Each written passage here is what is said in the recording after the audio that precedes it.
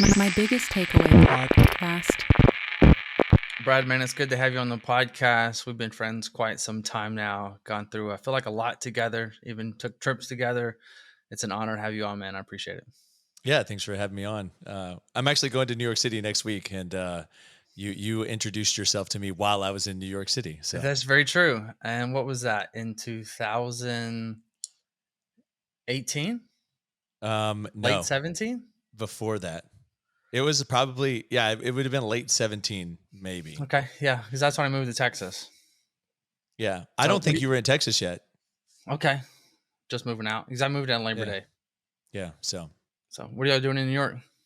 Aubrey has always said she wanted to see New York at Christmas, so we're bringing Okay. Letty. Awesome. We're just going up there for like 3 days. So Yeah. No, it's definitely a really neat thing to see, especially around Rockefeller. It's not as big as a lot of people think it is. You know, camera angles do wonders. But I just got back 3 or 4 weeks ago, um, and it was cleaned up. It was good. It was there for the New York City Marathon. yeah. So more people than normal, but Oh no, it was yeah, good. you had a bougie New York trip. It was fun. It was fun. Yeah, I enjoyed it. we're not flying private there, so Yeah, I was very fortunate on that trip for one of our clients that was running the marathon. Um, dude, for those that don't know anything about you, let's start with the business side of things. What do you do? yeah. I mean, I feel like I have to give people like a full encompass of everything I've done to like get to the business side of things. I started usually with, I went to University of Florida and I got my electrical engineering degree and I graduated in '09. So I was there through a great time to be at UF. We won 2 football and 2 basketball national championships, the Tebow era. It was a good time. After that, I joined the military and I did nuclear power on submarines for 5.5 years. So I was stationed in Charleston, South Carolina for a little bit, lived in Groton, Connecticut, and then went eventually out to like Seattle, Washington area. And I was there for just over 3 years. And then after that, at the tail end of my military time, I met my wife, my now wife, on Tinder. We were dating for like literally a month and a half. And I was like, hey, I got a job opportunity in Houston for when I get out of the military. Like, I'm going to move to Houston. We can do long distance or you can come with me. And, we had been dating for 3 months. And by the time we moved, and she just moved with me in August. We met in May and we moved in August. And in Houston, she was doing speech language pathology work.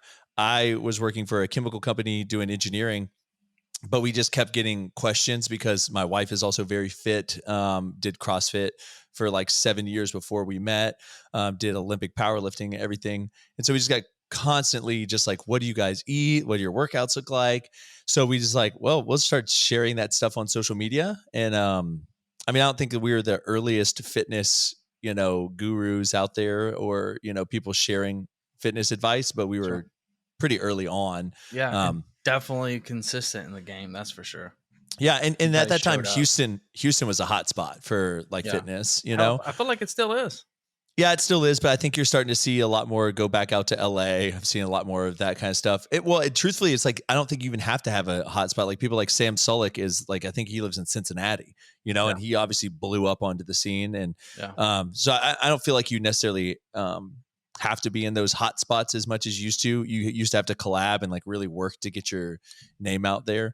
There wasn't the virality of reels and stuff like that. It was like TikTok. hashtags. Yeah, it was like hashtags and people sharing your stuff. So Aubrey was very early on the swipe through workouts and grew really fast because the swipe through workouts. I mean, I went back and looked at some of my old ones and they have like literally like thousands of saves, and I was like, holy crap. Now I'm lucky. What would I give to give that again? Yeah. Well, with the algorithm the way it is now, yeah, for sure. So we did that for about 3 years and we kind of grew our social media following enough, and the workload had become so much that we literally only worked, did the social media thing, and then slept. Like we had no time for like free time, Yeah.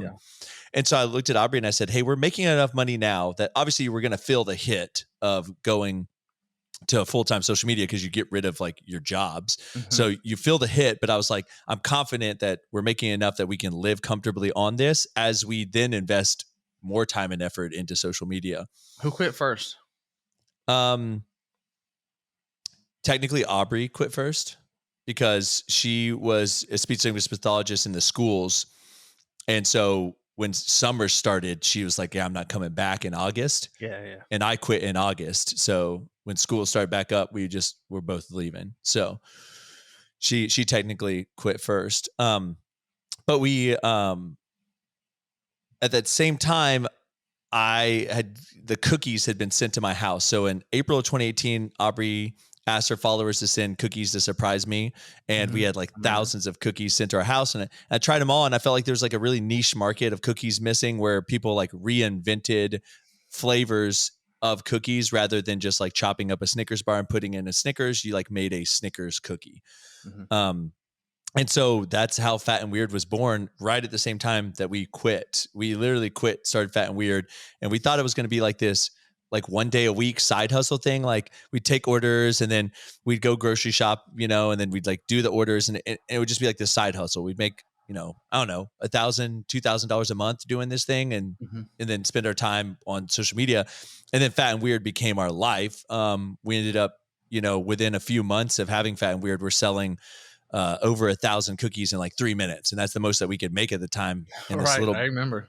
this little commercial kitchen. Yeah. You actually came in December Yep. of 2018, the year that we launched Fat and Weird, and came and helped us and did it. It's like it was a Friday Yep. night. I remember pouring in just like boxes of Pop-Tarts into Yeah. the mixers. Yeah. And so, but that's how Fat and Weird started. And then as it grew, I just started to build a foundation for the company. I think it's really easy as you see that money coming in to like change your lifestyle drastically. Mhm. Because I mean, we're doing multiple 100,000 months at, later points of the year. I mean, we had a month that we did 500,000 in 1 month selling cookies. Right. So, um, and it's easy to get like wrapped up in that, but like Mhm. all I did was I built a bigger building, built more Mhm. equipment, I bought more land, and I just kept it growing the foundation of it. The equity. So yeah, so now that we're in a position now to like really really grow, we have like all of the fundamentals here. We have a good base and we're able to like handle quite a bit. So but I guess a not so quick spiel of how it all started. Yeah, absolutely. And you guys still currently running obviously Fat and Weird, and it's a success. I know we've got a lot of cool opportunities on the table. Some you can and cannot talk about. Also, Memories Over Macros, the coaching program Yeah. that you guys have, which you have a team now at this point. It's not just you guys anymore. Right. Yeah, it's not, but Aubrey's actually pivoting on that stuff now. She's actually going towards the app thing, the Hmm. standard Yep. playbook app type situation. Just because she wants to just make it the reason we started in the fitness world was to help people. And I just think that there's such a huge barrier to entry on the price point of individualized coaching. I mean, because the truth is it takes a lot of our time, a lot of energy goes into it. Um, and at the end of the day, like I'm trying to feed my family, so I'm not Mhm. trying to do it for free.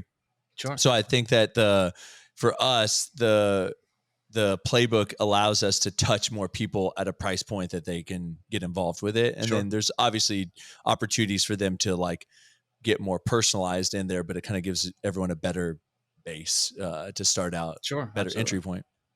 But yeah, we have that. And then we had a clothing brand called Motive for a while. And we decided to kind of just like shut it down. And truly it's just because Fat and Weird takes so much of our time that we couldn't Yeah. give it the attention it needs.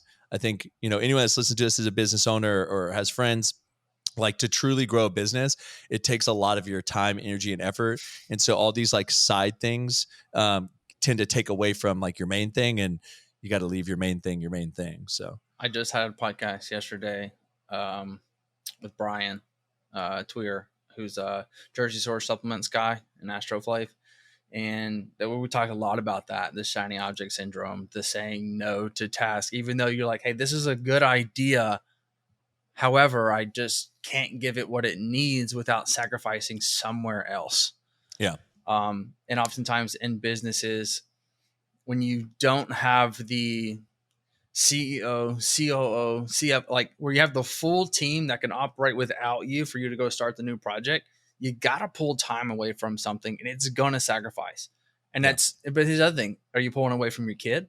Are you pulling away from your wife? Are you pulling away from the business Yeah. or your personal time? Each one of those obviously being very important in all four categories. And it's like you start to sacrifice certain things. And all of a sudden, before you know it, like you're an empty shell that does nothing but work and has zero time for themselves, more or less anybody else, because you're spread so thin and it's still usually half-assed across the board because you're so split. Yeah. I usually say, like, if you tie your happiness to like an end result, like I won't be happy until I'm a millionaire. I won't tie, like, no one's guaranteeing that you're going to make it to the end result. And that's not to like poo poo on your dreams. It's just like stuff happens. Like you can be in a tragic accident tomorrow and like not survive, or be put into a situation that you can't continue to the progress that you are currently doing. So you really have to enjoy the process and the progress through the moments, because like I said, the end result isn't guaranteed. When you live on, you have to live on faith, of like faith that I'm going to get there, but you have to be like joyous and hopeful through that. Otherwise you live on fear. I feel like is the only other option. You either live on faith or you live on fear. I feel like both of us actually kind of went through correct me if I'm wrong, but like a phase in the last few years to where we really started to like hit hard on that. Yeah. I think for mine was going through a divorce and I was like, what the hell am I doing? And I think also with yours, it was like when you had Letty, perspectives changes. Yeah. Relative, it's funny because they're around the same time. Yeah. So I guess really some people that don't know, like I am a dad. Aubrey and I have a daughter, Scarlett, but we call her Letty, just like Mike said. And she is just over 2.5. I mean, her birthday's at the end of March, so she's like 30 something months, 32 months old. So yeah, whatever. For those that don't know or don't follow Brad, his stories are worth watching. I mean, the house is a giant playground. You can talk about that if you want, but they've got a lot of cool things that they've been able to do inside their house, since it is a very unique situation. Yeah. Well, so, back into growing fat and weird, I knew. So we were renting space in a commercial shared kitchen that you paid hourly to be in. And we were in there so much that the owner was actually like, hey, you need to find a new spot because like you guys are in here so much, like other people aren't able to like fully utilize the kitchen. And I was like, yeah, no, I'm sorry. Like I didn't expect this. I mean, we're talking within the first like 6 months of us being in there. This is the conversation I'm having with this guy. Right. And so I was like, I'm sorry, I didn't expect this. Like, so we immediately started looking around and we ended up renting this like tiny little 1,000 square foot commercial kitchen that used to be like a catering company's. And we were in that little bitty kitchen for like a year and a half before our building was built. And we went from 1,000 square foot building to a 10,000 square foot building. 7,500. And then I did another 2,500 square foot addition shortly after that. But, going from the commercial kitchen, I was renting space in the shared one. I actually saved money by getting my own kitchen because I was in there so much. I was paying such a high hourly fee. And then obviously when we were building this one, Aubrey and I were renting a house at the time. And I was like, hey, it would just make sense financially to just build our home above the metal building. We're always at work anyways. We can get content easier. It just, to me, it makes sense. And I had to promise her that it wouldn't look bad inside our house. So our house does not look like a metal building, No, other beautiful. than some like features you want. Like we left some of the beams, but we painted them. It's kind of like that barn dominium style, right? Yeah. It's super. I love it. I think it's awesome.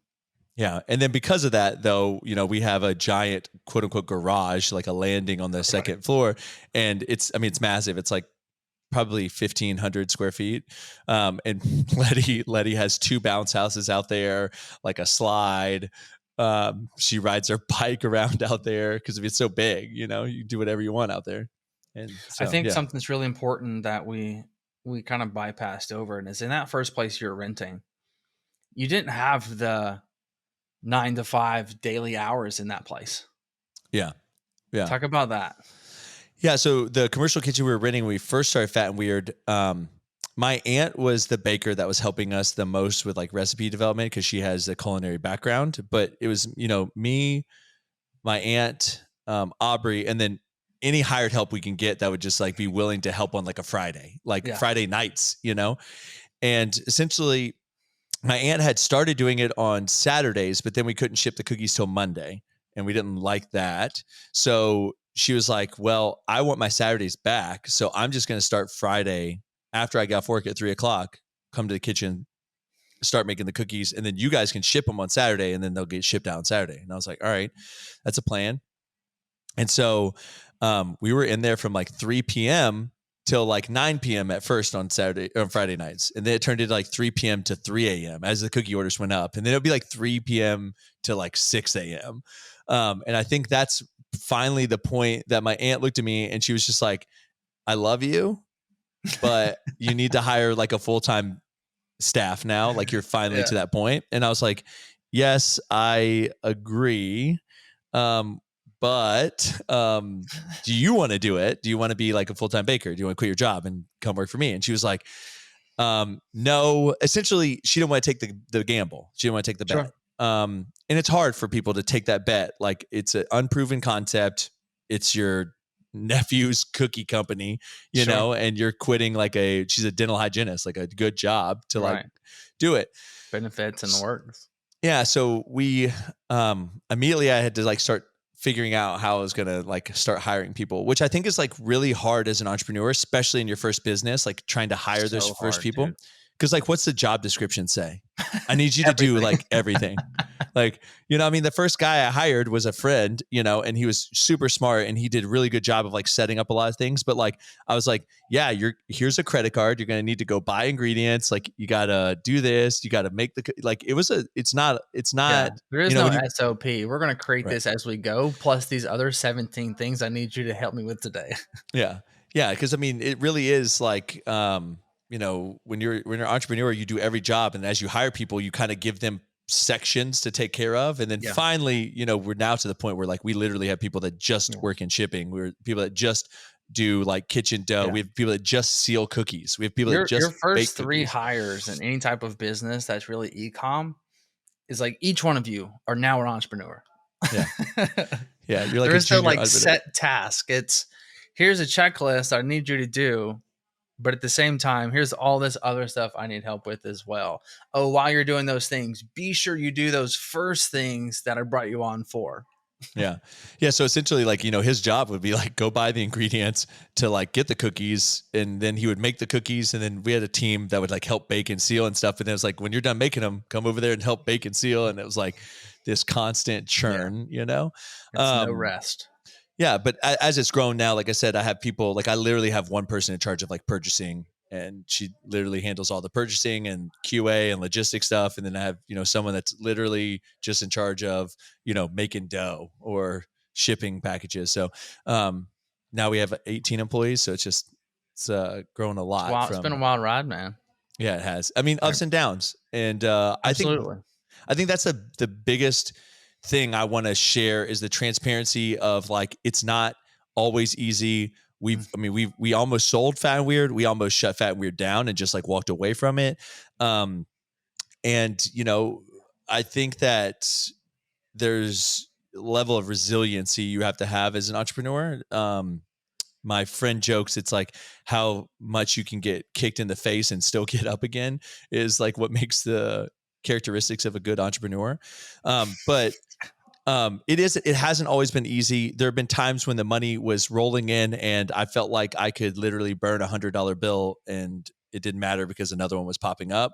And then there's other times where I'm, pulling money out of other accounts, personal accounts, our savings accounts, our 401ks that we had and IRAs, and we're dumping it back into the company. But that's because we have faith in the growth. And like you mentioned, we have a lot of things on the horizon. So we're almost on this like re-up, post was about probably May of 2022 was when it really hit. I would say it was slowed down a little bit, obviously after 2020, but May of 2022 we felt like a huge hit. And that's when the interest rates really started screaming and the home prices started like going crazy. Yeah, everybody got a little Yeah. hesitant. Yeah. And so we literally, I mean, it's like, it was like a 50% drop in 1 month. And then after that, it was like kept dropping, but like there was like a literally, if you like look at their months, it goes like this and it was just like boom. And then it just like starts climbing down. And then October of 2022, we had the worst year we've ever, or worst month we'd ever had. And I was like, is this the end? And Yeah. Isn't it by, crazy how like society or political this, that, whatever just yeah, it plays such a big role. changes so much so fast? Yeah. Yeah. Like it's wild. But November I hired the person doing purchasing and QA, and in December I hired the person that's our president of sales that handles all of our wholesale accounts. And in February I brought in a COO. And so all this time I'm literally not making money or I'm losing money. And when I say I'm losing money, like I don't mean like I'm losing like $1,000 a month. Like I mean in December I was down $80,000. I lost 80,000. Like my business cost me $80,000 to run in December. I would have been better off to shut the doors, send everyone home. Like and I would have kept 80 right, grand. Right. And then January was, minus this amount, February, March, April, May, June. And then I think it was August. We all of a sudden, like we're making money in August. And I mean, not a lot. It's like we made $2,000. I was like, yes. Yes, And then I didn't lose September, any. It's a freaking win. yeah. In September, it was more. In October, it was more. And then November, it's been a really great month. And then, we've done Meyer's order, which was 102,000 cookies. We're done with, I would say, probably like 90,000 of those in production. So, and For over those that 7. didn't quite hear that, that's 90,000 cookies made. Yeah. and shipped. Yeah. Crazy. Yeah, and bagged. Yeah, and they're just being held for Myers right now in a cold storage. We had to find cold storage because it's 30 pallets of cookies. Dude, that's crazy. Yeah, and that's really cool. But like, just to put that in perspective, that's only 266 locations for Myers in Ohio, Michigan, but it's nationwide for them. But they're mainly in those states. And then Publix, we find out the second week in January whether we are going to be in Publix, and if we do, they want to do a nationwide 1,400 store rollout, and so their order is 500,000 cookies. So it's just crazy because a year ago, my deal fell through for selling Fat and Weird for $10 million, and I was crushed. As an entrepreneur, especially when you don't feel the love for something anymore because it's gotten so difficult and you just like don't know what you're doing, you kind of like lose a purpose a little bit. I get it. And someone gives you an out and it's a good out and you're like, heck yeah. And then for it to fall through, like I was just gutted. And then it cost me money, the legal fees and all that stuff. But I think it's just proof that, God has a better plan for my life. I'm religious. I believe I can show you God's hands involved in our business. Every time I've been worried about money, something comes about that some kind of money comes in that like just relieves that stress. And so, yeah, it's been a wild ride. Down, like, every entrepreneur is super low lows and then super high highs, and you just got to keep riding that train. Ride that way, baby. Yeah. What was your biggest takeaway from those low months? What did you learn? I mean, I will bet on myself. I've told Aubrey this before. Like, if we lost Fat and Weird, we lost everything. I'm like, I can build another $1 million plus business in a year. It's just like, I know what to do. I have experience. I think a lot of people just get really distraught because they feel like they have no options if something doesn't go right. And I think that it's just not true. There's just so many options that you can take and so many things you can do. And I guess the biggest takeaway is just like the highs are temporary, so are the lows, like you got to remind yourself in the lows, this too shall pass, but you have to do that in the highs too. Like, as much as you're super pumped and excited, you gotta be like, all right, I'm going to love it because like I'm here, but I gotta remember, like, there's other battles I got to fight, you know? Right. So, Yeah, no, totally, man. So with the trip to New York, right, getting some family time, some fresh air. Obviously, for e-commerce companies, Black Friday, what you just went through, is typically like the least amount of sleep, the most amount of work, the most amount of stress involved.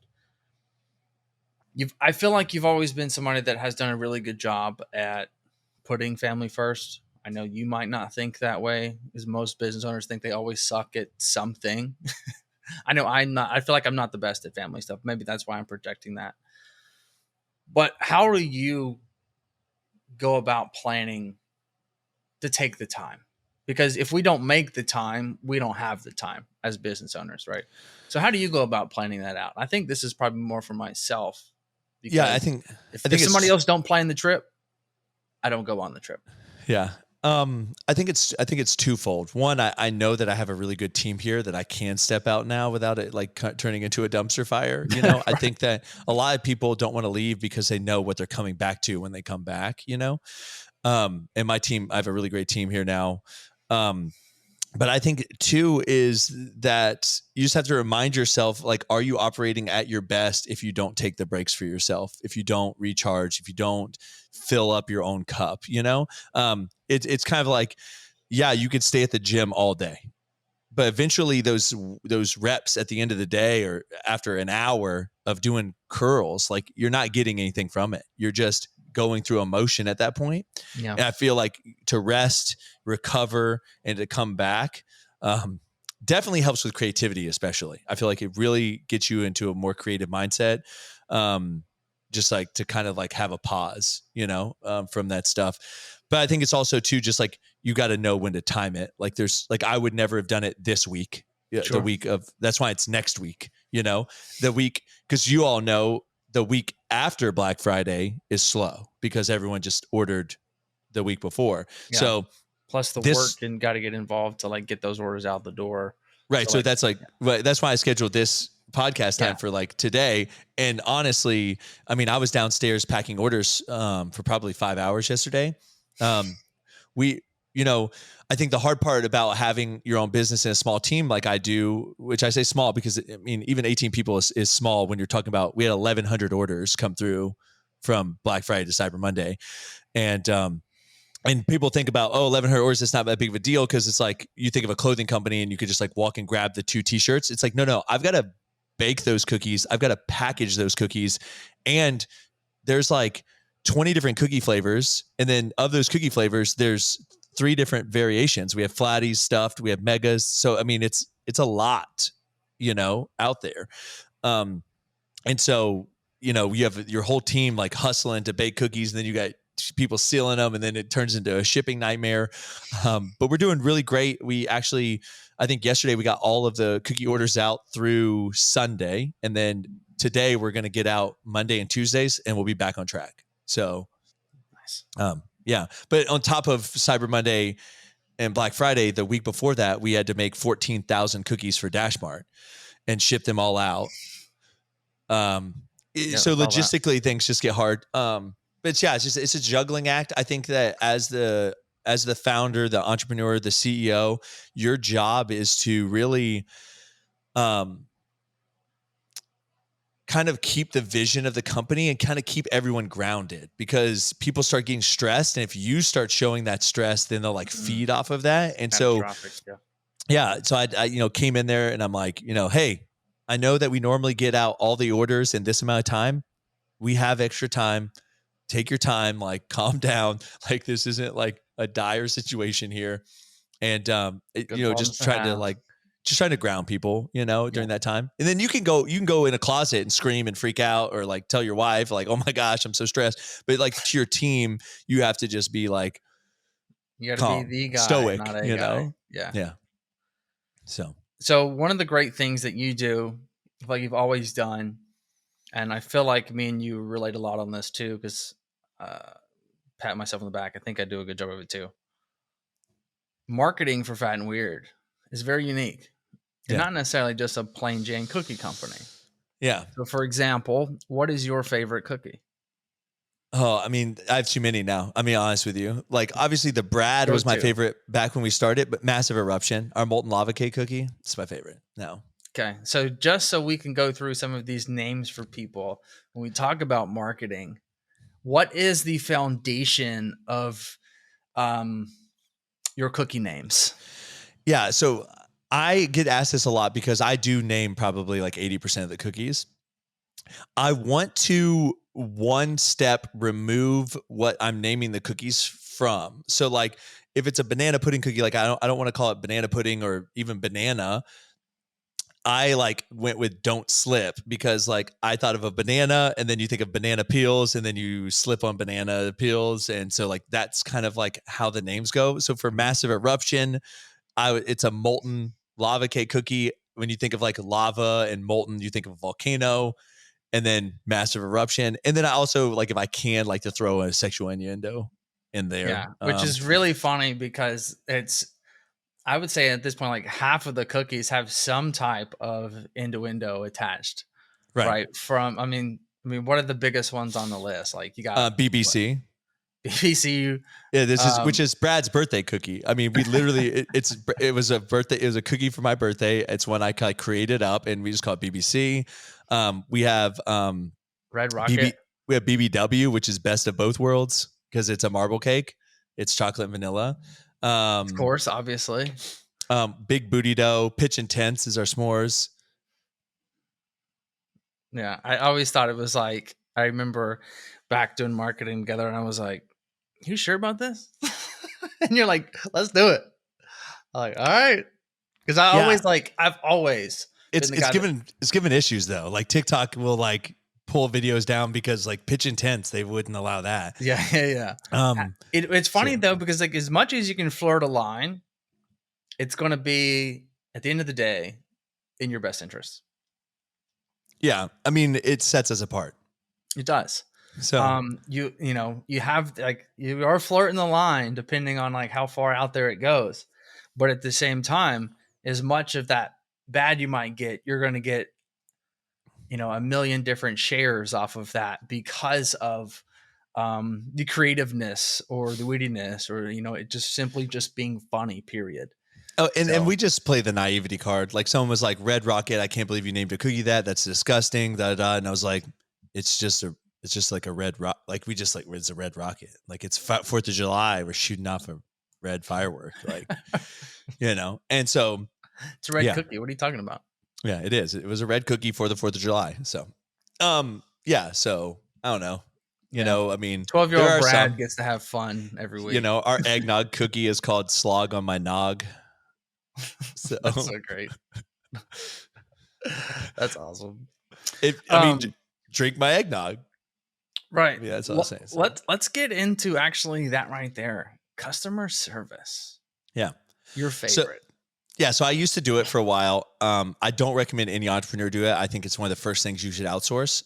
Just because it's personal to you because Mm. it's your baby. When someone has something negative to say, like if I had something negative to say about Mike and I said it directly to Mike, that would really hurt Mike's feelings, right? But if Mike has someone that I say it to intermediate, they can kind of like squelch it, squash it, and then maybe give it to him in a different package so it doesn't hurt as much. So I think that customer service is something you should outsource very soon, if you can. And the truth is, like, you're probably not a good customer service rep because you're going to be like, no, it's the best cookie you've ever had. Like, shut up, But so we actually, we have outsourced customer service. We actually just hired someone that starts Monday, who used to be with a big clothing company, and she's coming on to be our director of social media and outreach. So she's going to handle like customer service, ambassadors, social media stuff, and things like that. Nice. But yeah, just as you grow, you just start bringing on these people to take off those things. And sadly, you don't get to take off things off your plate usually that you don't want to do. You have to take off things that are more fun, and you end up doing the stuff that's not fun. It's just usually how it ends up being. So Sure. Out of all those customer service responses, what's the biggest thing that you learned? Um, even when people come at you like really aggressively and with an attitude, if you like just stay calm and nice to them, usually it ends up better. Also, if you can take the conversation to phone or in person via instead of email or text, it ends up way better too. I've had some of the most irate emails to the point where I was like, I don't even want to respond to this. And I just picked up the phone and I called them. And it was like completely, you would have thought like, how did this conversation come about after what I just received via Yeah. email? It's a Um, Doberman sending the email and Chihuahua answers the phone. right. And it's just easier, to really, I guess like what I try to do is like, why are they so upset? What is it? Did I do a bad job communicating? Was it just a misunderstanding? Was there a legitimate issue?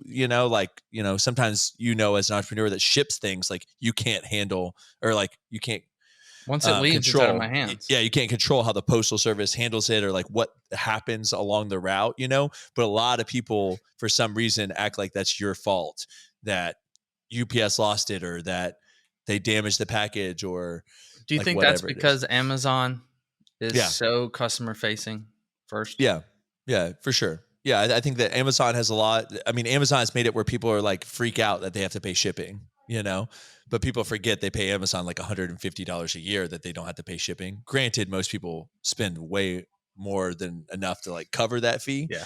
But still, it's like, okay, I won't charge you shipping. You can order once a month from me and I'll charge you $150 fee like every year. But no, and you and I both know like shipping rates are just dynamic. Like one Brutal. moment you like locked in a rate that's like $8 2-day delivery anywhere in the US, and then like 2 months later FedEx is like, oh yeah, we messed that up, it's 12 now, and you're like, what do? I got to go like readjust my pricing or adjust my. So yeah, I don't think a lot of people really consider when we talk about a perishable good. I'd say the average business is spending around 20 to 25% of their gross margin into shipping. that's 100% correct for us. Yeah. And like people are like, well, why do I have to pay? And I'm like, because I pay more in shipping than I make off this entire sale. Yeah, that's actually true. Yeah, when you're in a, I joke that we're in a high volume, low margin game, which means that if someone orders 4 cookies and then they're like, I want free shipping, it's like I literally would just rather not send you 4 cookies because like I don't make any money. I'd rather not have the sell because it's the same thing without the work. Yeah. Also, let's talk about the box that you had to put it in, which, obviously like I've done a really good job of getting our prices down, but like our boxes are fully branded, like litho laminated, like really nice boxes. And that's there's not nothing cheap that either. you don't do that's not manual in this process. So like there's like 18 touches before this thing is left your warehouse. Like, and oftentimes it's like the companies that win the most out of e-com is FedEx, is UPS. Like they're the ones winning. It's not the small business that's had to do all the work. Yeah. Like, because they have all the power because you have no choice but to use them. Right. You can buy any cookie company, but you're shipping through 3 companies. Yeah. Right. And USPS is probably going to be the cheapest, but we all know that it'll take forever to get to you, and then between UPS and FedEx is just a gamble on, who's got better pricing and whatever. So, yeah. And then obviously too, like a lot of people don't know this, but when it comes to like 2 weeks into November through January 1st, they have surcharges. So like you're looking for a discount because it's Q4 and that's what e-commerce companies do. At the same time, it's costing me more money to ship the product and nothing else changed. So I'm getting less per customer, plus it's costing me more to ship it. Yeah. So it's like now I have to work twice as much to make the same money. Yeah. Yeah. That's the dilemma. The social media we can go dilemma, on all day. So no, I mean, it's hard. It's hard to balance all that out because like at the same time, it's like you want to have an affordable product that you can get your product into as many hands as possible. But I'm not like Snapchat that can be like negative, not make any money since the moment it has started and somehow is still this massive company. I don't know. So data is a weird business. Snapchat has made zero profit since its inception. And how old is it? I mean, like 9, 10. I don't know, but blows my mind. Yeah. Somebody mentioned Snapchat the other day being a great source of like for coaching, and I was like, I haven't heard Snapchat in like 2 years. I know some people that make like $300,000 a month on Snapchat. Getting in early. It's hard to do Yeah. that now. But Yeah. you get in early, and that's anything, right? You got to get in early. I know. All the people I know Got in that on Google when it was early. I got in on Apple when it was early. Yeah. Yeah. And there's like people that got into TikTok early, and then they're the next influencers now. So, Aubrey and I just went to Palm Springs with Hydro Jug for their Black Friday thing. And pretty much every single person there besides us were like TikTokers. And we were the oldest person by like 7 years. Like they were calling me house dad. I was house dad. Well, I mean, I can see it. You got some gray in there like me. I know. But I was like making chicken nuggets for everybody. They're out by the pool, and I'm like making chicken nuggets and stuff. It was funny. Like, we all want chicken tenders and French fries. Yeah, they did. They just want, they drink like protein shakes and eat chicken nuggets and French fries. So that's funny. But no, I mean, it was just interesting to see like that whole world over there. How it's changed so much. Yeah, and it's just different. It's different. You know what's crazy? Think about it in 7 years from now. Yeah, that's actually something I wanted to bring up, and maybe you have thought about this more. But like something that we didn't learn was like the life cycle of a social media influencer, because like that's a great topic. It's a finite life cycle. Like Aubrey and I came in, and I looked at her the moment we like went full time into social media, which now honestly is about 5 years ago, and I said, we have like 5 years. That's all we've got. I said, you have 5 years to be relevant, and then it's probably over. And I will like kind of like come back on that a little bit and say like there are people that will forever probably be like Jay Cutler, like always going to be some kind of influencer of some sort. I'm sure Chris Bumstead's influence will last a really long time. Katie Hearn and Hayden Schneider, obviously their influence is still there, and stuff like that. But the general population, unless you become a super mega star of some sort, I think you have a life cycle, 5, maybe 7 years of like that. Unless, obviously I think how you built it, so you could pivot into a new niche, or you can get on a new platform. Like I think you could have jumped over to TikTok and you could have grown a bunch, maybe go to YouTube or whatever. But in general, I mean, I think there's a life cycle to an influencer, and it's something that when we were seeing this influencer world kind of come about, that it wasn't talked about. But I have friends now that have gone back to like regular corporate jobs that were making 100,000 plus a year as social media influencers. And so, it's just, it's interesting to say the least, that, this is a job that you can't do forever. What it really boils down to is like those that have that influence. What did you do with it? Did you build a company, or did you make other companies money? Yeah. That's the difference. Yeah. It's like, did you develop something that other people want that's bigger than just you? Or did you just rake a commission and promote other products, and you just became a billboard, not a business? Yeah. I think that's a really good concept to think about, because there's a lot of people think like, well, I'm going to do this like forever. And it's like, are you? Yeah. Well, I also say too, like sometimes I wish I would have done it like, Katie and Hayden and Max Tuning, and like had someone making my cookies, and I just like promoting them, and they're just sending out my cookies, But, there is something cool about the fact that I can make whatever cookie I want. Like right now, if someone came to me and they're like, I need a Dashmart, I need 14,000 of a custom cookie. And I'm like, what kind of cookie you want? And they tell me what they want. I'm like, all right, I'll have you 14,000 in a couple weeks. Right. And it did it. Like if you had an overseas manufacturer, or even in the States manufacturer, you call them, they'd be like, all right, we need to R&D that.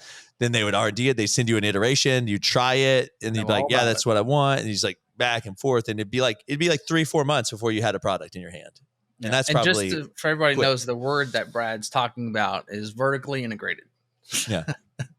Yeah. For those who don't know what that means, essentially is that you control everything and you don't hire somebody else to do something for you. So for example, coffee, I didn't obviously roast it. I would hire somebody to roast it, and they would get the beans from somewhere else.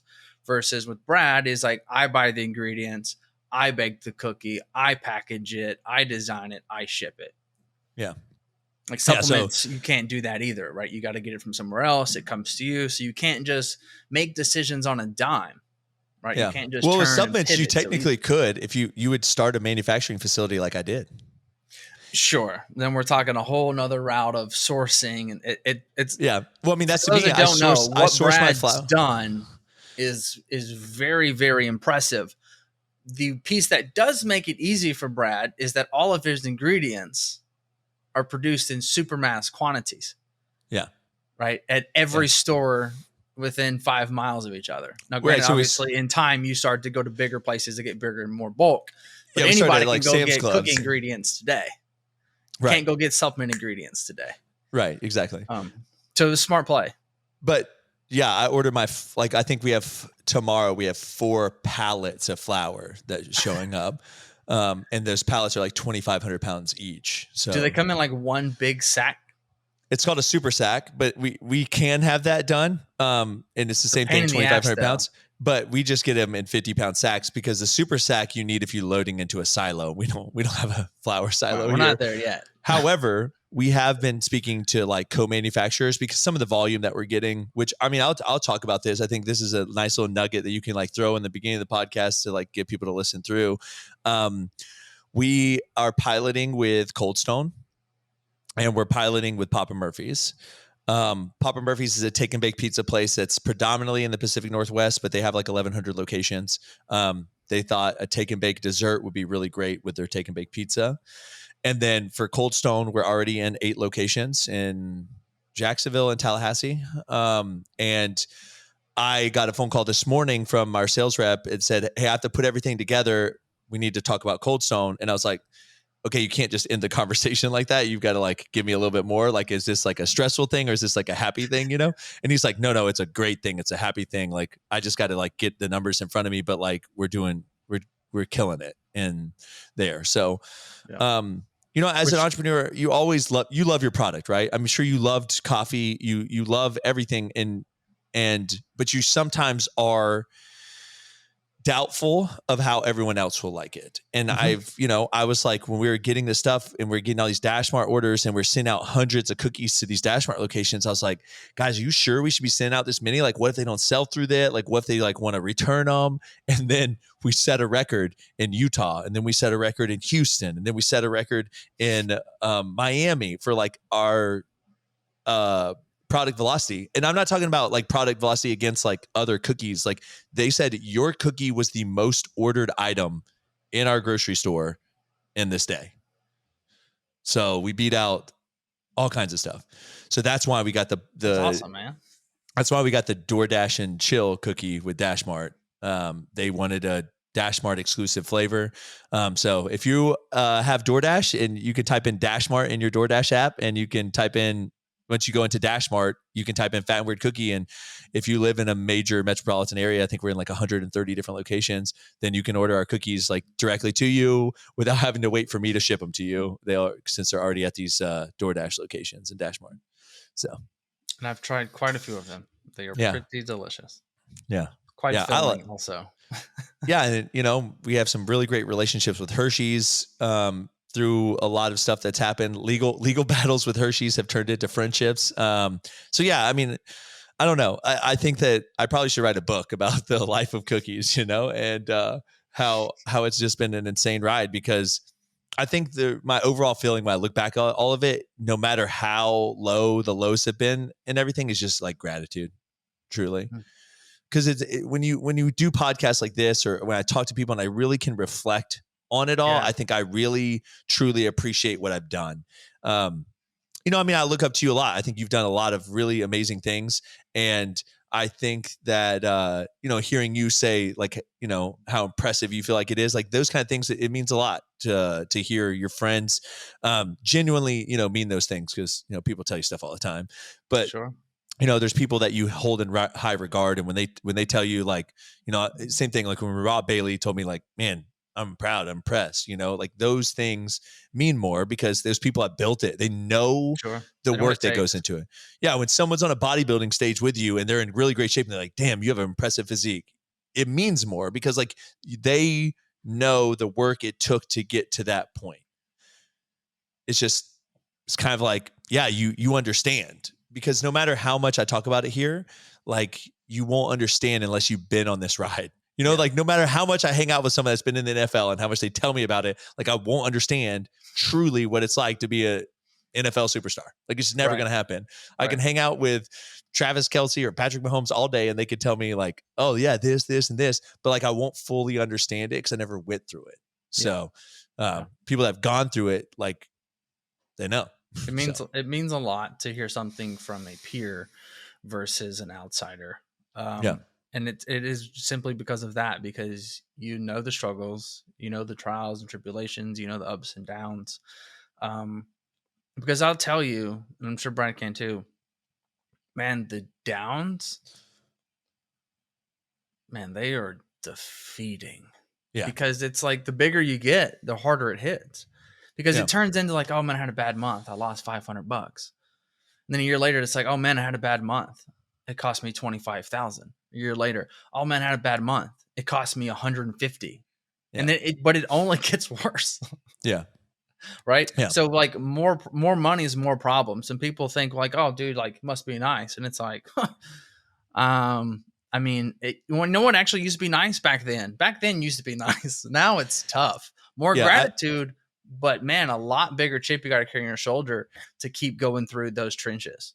I have less money in my bank account now than I did 2 years ago.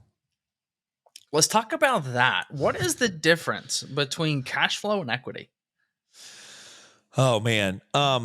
Cash flow has gotten a lot harder with wholesale because they're, a lot of the payment terms are like net 30. I talked to Max Tuning. Apparently Target's like net 60. And for those that don't know what like net 30, net 60 means, is like, we're going to collect the product from you, and then we're going to pay you in 30 days, net 30, or we're going to pay you in 60 days after we get the product. After you get it. Right. And so for me, the difficult part is, I have to order all the raw ingredients. I have to produce it, package it, and then I ship it to them. And then my clock starts. I've already spent all this money, like ordering ingredients and the labor costs and all that stuff. So, I think the PO for Myers is just north of $300,000, and so we're in quite a bit of money before we ever see the $300,000 paycheck. Yeah, which is like tough, because what also happens too in that process, Brad? We get another order from another store. Oh yeah. Or we get a reorder within the time frame of the window of the 60 days. Right. And so that's the same thing with DoorDash. Like we started rolling out slowly in these locations. And I remember like the first time DoorDash paid, it was like $4,000. I was like, heck yeah. Then the next time they paid, it was like $8,000. And this next one, I think we're getting is like $60,000 from them. So it's just like, but that was 30 days that I've had to wait on that. And the whole time you're just kind of like churning. And so it feels like every bit of money that goes back into the bank account is already getting the next orders ready. And I don't know when that stops, because Max told me with Sour Strips, he said he's making money now, that he actually sees the account like continuing to grow. But he said, you still are just kind of throwing money back in. So you're one bad shipment away from like hurting, right? Because you can't control if that truck has a crash, or the guy in the warehouse dips over a pallet, right? Or whatever conditions or unforeseen circumstances that do cause a lot of stress in those things. And I feel like wholesale for a lot of people is like a lot of companies, that's where we have to dive into like taking on capital to be able to fulfill the need, right? And this is where the growing too fast can actually implode the company for that exact reason. Yeah. I think that a lot of people, when you get outside capital and they have to give up equity, sometimes in those situations, it's hard. It's hurtful. It like hurts your heart, like if someone came in now with everything we have on the table, like Fat and Weird still isn't worth that much money, because it's a lot of it is like in the infancy stages and we're still working through this stuff. But like, if someone came now and like tried to throw money down, you would want to take it because it's like guaranteed money. But at the same time, you're like, man, someone's buying in at a discount compared to like where we're going to be in a year from now. Right. Once these POs cashed. Right. Yeah. So it's like I said, I mean, if someone bought in right now based on Fat and Weird, and then in a month and a half, we find out we got Publix and we got HEB, or the two we find out in January. It's like, well, that's 1,600 more locations. It's like probably close to 600,000 cookies. Like that's a huge PO. And then chunk of money. Yeah. And then on the other side, it's like, okay, Cold Stone kicks up.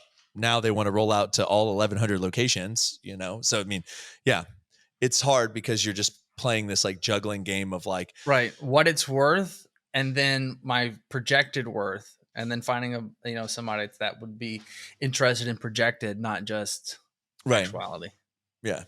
Right. Yeah. I was actually So, talking to a guy the other day. He was looking for like an investment. He's like $50,000 was 1%. I was like, where's our money at? Oh, we're only like X amount, and it's like, you have a $5 million valuation. yeah. Like, it's future. We're selling Yeah. future, and it's like I'm not in a spot to be able to invest into future. Yeah. I mean, that's what we were talking about recently.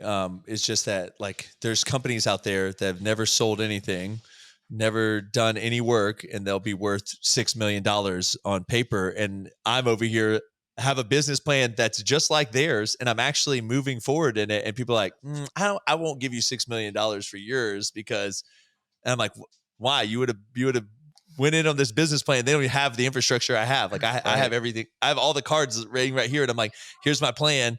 And they're like, And then someone else is like, here's my piece of paper that says what I'm going to do. And they're like, yeah, let me get some money in that. And so it's like, Right. I don't know. It's buying an idea. Yeah. Dude, where can people find you? On social media, I'm B Bromlow. Just BBROMLOW. And then my wife is Aubrey, AUBRIEB. And then, fatandweirdcookie.com. I think if you probably search Brad and Fat and Weird Cookie, you'd find me, I don't For know sure. any. You guys We're have definitely. How many followers you guys got now? on the cookie company. Yeah.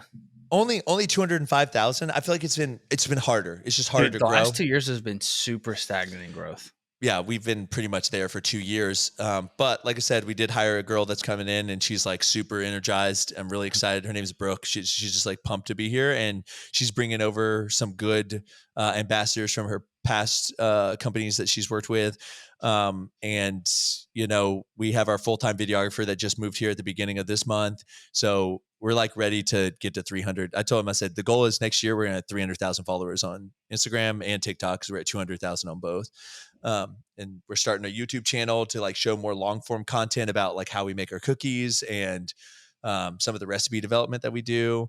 We just want to like bring more people into the process. There's not a lot of businesses that are owned by people that want to show people how to do it. And I think it's really cool to like watch, like on my stories, I post sometimes like our vertical bagging machine. Like we have a giant conveyor that carries cookies up and super sick. goes down a scale and it like gets bagged. I mean, it's a dope process, and literally, I don't know, 5 years ago, you were here and this was like a dream. We were talking about, I wonder how many cookies we could sell in a month, probably like 10,000. It's like, bro, I was doing 12,000 a week, and now we got DoorDash ordering 12,000, 14,000 in one run. Myers at 100,000. So it's funny because it's like, when you start off, you're thinking about like how cool it would be. And then now it's like, oh, my vertical bagging machine costs as much as a supercar. Yeah. Oh yeah, for sure. People don't understand the reinvestment that it takes to build a product company. The scale vertical bagging machine and conveyor all together, that one unit that we started on wholesale cost $400,000. Our cookie nice dough, our cookie dough depositor and everything was probably about $250,000. One of my freezers was $80,000. The other one was $120,000. So $200,000 between the freezers. I have another set of cookie dough depositors, like a smaller unit that we use sometimes for like small production runs. That was probably around 150-ish thousand. So it's like, I don't know, you start adding up all those numbers. It's like, I don't know, it's 4 or 8. It's pretty much over $1 million in equipment. Hobart mixers, $40,000 each. Like, which you could like, they're massive. How many gallons are they? They're 140 quart. So there's 4 quarts in a gallon, pretty much. So they're like 35 gallons in. Yeah. I mean, they hold 200 pounds of cookie dough. That's the metric I use. 200 pounds of dough's in here. So, yeah. Well, dude, what do you want people to take away from you?